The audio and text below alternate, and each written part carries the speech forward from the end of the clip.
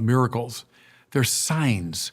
They're indicators of God's power, God's manner. They're teaching us some great truths about our spiritual lives. So our ears should perk up, with these stories. We should pay very careful attention, really, to every detail. John was a theological master, of course, but also a literary master. And these stories are so beautifully crafted. They're a bit like an icon. You look at this iconic representation, and every little detail, every symbolic corner of it is important. The same is true with these stories. So look how it opens. So these two sisters, friends of Jesus, Martha and Mary, we know about them. They send word that their brother, Jesus' friend, Lazarus, is ill. Now, here's the peculiar part. Jesus gets the message, but then decides to stay where he is for a couple of days. Now, I say peculiar because, very often in the Gospels, when Jesus finds out someone is sick or in need, he just acts. Sometimes even acts at a distance, but right away, like, I'll take care of it. I'm on it. The minute he knows about it, he acts. In this case, he doesn't. He delays. What are we meant to see? The ways of God, everybody, are confounding and mysterious to us. And we shouldn't be surprised by this. We're dealing not with another, human being, not just with another high creature. You're dealing with God, the source of all reality, that one who presides over all of space and all of time. Why does he respond the way he does? Why does he act now and not then and not now? Why immediately? Why a delay? Well, we don't know. And I know we asked that question. It's like, remember last week with the man born blind, like, who sinned here? I'm trying to make sense of this man or his parents? And Jesus said, no, neither one. But that the works of God might be made manifest in him. Listen to Jesus' answer to why the delay. He says, this illness is not to end in death, but is for the glory of God. Why are we suffering?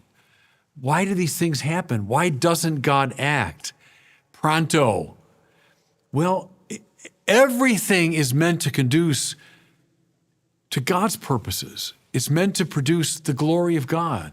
And see, part of it, everybody, is adopting an attitude of radical trust in the presence of the providential God. Lord, your friend, our brother, is sick. You're the Son of God with healing power. Okay, come on. Yeah, I know. And you don't show up.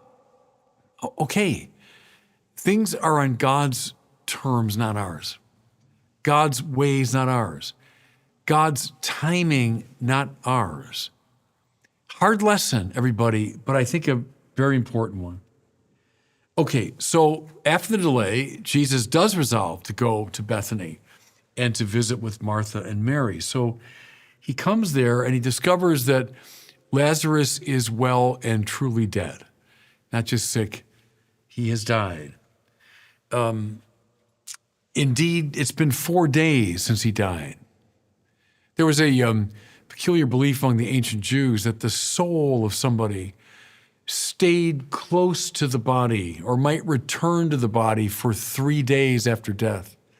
The fourth day was seen as a day, when the soul is gone, where the person is definitively dead. That's the importance of the fourth day here. It meant dead beyond any hope of return. We hear this little detail, which I love. Many of the Jews had come to Martha and Mary to comfort them about their brother. What is that? Well, you see it in Jewish community to this day. It's called sitting Shiva, right? When someone has died, the friends and relatives come and they sit and they commiserate and they share stories and they cry together and pray together. So it's a group of friends sitting Shiva with Martha and Mary over the death of Lazarus. But then this, and everyone, it'd be hard not to identify with this scene. Martha hears the Lord has come, and so she runs out to meet him. Remember Martha, who's anxious and upset about many things, and she's always fussing with details of hospitality. So she's on the move to see Jesus. But then she says, Lord, if you had been here, my brother would not have died. A bland statement of fact? Hardly. Hardly. Can you enter into that scene, everybody? Can you feel the reproach in her voice? Why weren't you here? We sent a message. You're the Son of God. Why didn't you do something? How many of us at different times, I remember when my father was so sick, this was many, many years ago, but just before he died, and I prayed and prayed and prayed. I was 1 year ordained at the time. I was a young priest. Prayed and prayed and prayed. And my father died. Did I move into that space? You bet. You bet. What's going on? I mean, you're God. You could have acted. I asked you. I sent word through my prayer, but you didn't come. See, Martha is meant to give voice here to a universal human passion in the presence of God, whose ways are confounding to us. I think that's why it's so important the story begins the way it does, that Jesus acting a little weird. I don't know why he did that, why he delayed 2 days. We don't know the ways of God. And I love how John, though, enables us to enter into that feeling. He doesn't suppress this moment. He brings it forward, right? It's been said, look, I taught theology for many years.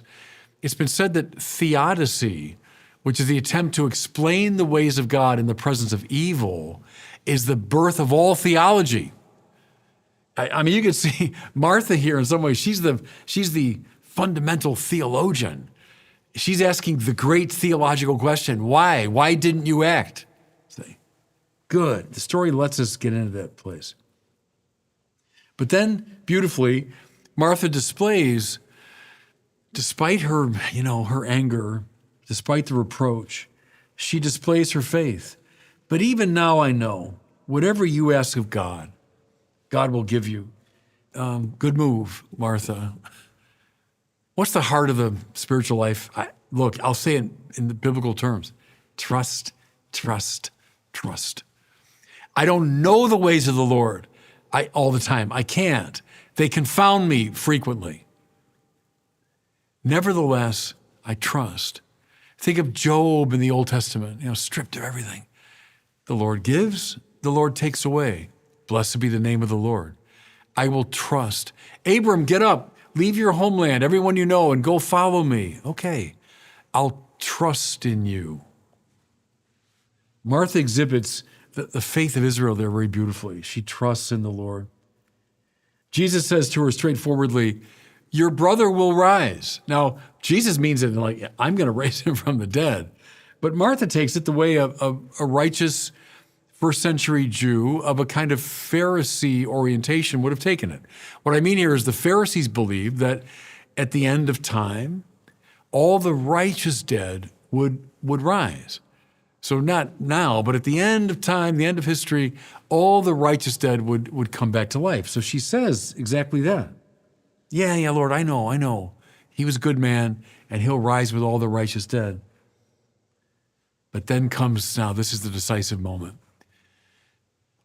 Demonstrating again his proclivity to use the ego eimi statement. I told you last week, ego eimi in Greek. I am the bread of life. I am the good shepherd. I am the light, etc. But it's the ego eimi of Exodus. I am who I am. Listen to him now. I am the resurrection and the life. Whoever believes in me, even if he dies, will live, and everyone who lives and believes in me will never die. Notice, please, everybody, he doesn't say, I will rise. He doesn't even say, all will rise through me. I am the resurrection and the life. I think here as a Catholic of St. Bernadette at Lourdes, when the Blessed Mother finally revealed her identity to Bernadette, what did she say? She said, I am the Immaculate Conception. She didn't say, I'm the fruit of the Immaculate Conception. She didn't say, I was conceived immaculately. She says, I am the Immaculate Conception. Christianity is not a matter of abstractions and doctrines primarily. It's primarily a matter of relationship to a person. Jesus is not just someone pointing to resurrection power or talking about it like a prophet. No. I am, ego eimi. I am the resurrection and the life. You'll find your resurrection in me by being grafted onto me, by having my life rubbed into you through the sacraments. Remember last week, I am the resurrection and the life. Be grafted onto me and you will live. Then this. So Martha's had her say, right? But now comes Mary. Now Mary, we know, she's the more contemplative one. She chose the better part. Martha's fussing around in the kitchen. Mary's at the feet of the Lord. So you'd think like, okay, Mary's probably going to get this, right? She's a little more spiritually attuned. Mary, Lord, if you had been here, my brother would not have died. He got a 1-2 punch from these two sisters, right? Even Mary, the contemplative at the feet of the Lord, even she's not happy about this. All right. I think what John's saying here is, I get it. That's all of us. That's the whole human condition. We're all like that in the presence of the confounding ways of God. Why didn't you act? Martha and Mary both say it to Jesus, right? And then, everybody, what follows from this, and it's so rich you could do a whole retreat on it. It's this shortest verse in the New Testament. It just says, and Jesus wept. I don't know about you, but that image, Jesus weeping. Now, because he lost his friend Lazarus, yeah. Because of the sorrow of all the people sitting Shiva around him, yeah. But also, I think, his deep sympathy with us when we say, why weren't you here? It's not just God, at a great distance up on a mountain, look, my ways aren't your ways. Yeah, I know that's true. But can we believe that God weeps because of the pain we feel when he acts in ways we don't understand? Christianity, it's all summed up in that little line, and Jesus wept. The Son of God, right, the creator of the universe, so identified